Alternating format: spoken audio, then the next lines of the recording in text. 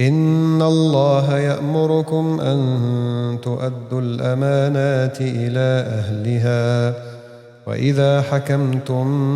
بين الناس أن تحكموا بالعدل إن الله نعم يعظكم به إن الله كان سميعا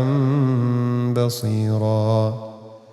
يا أيها الذين آمنوا أطيعوا الله وأطيعوا الرسول وأولي الأمر منكم فإن تنازعتم في شيء فردوه إلى الله والرسول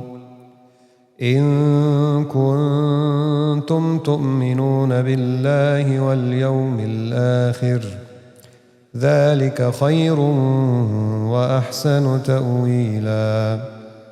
ألم تر إلى الذين يزعمون أنهم آمنوا بما أنزل إليك وما أنزل من قبلك يريدون أن يتحاكموا إلى الطاغوت وقد أمروا أن يكفروا به ويريد الشيطان أن يضلهم ضلالا بعيدا وإذا قيل لهم تعالوا إلى ما أنزل الله وإلى الرسول رأيت المنافقين يصدون عنك صدودا فكيف إذا أصابتهم مصيبة بما قدمت أيديهم ثم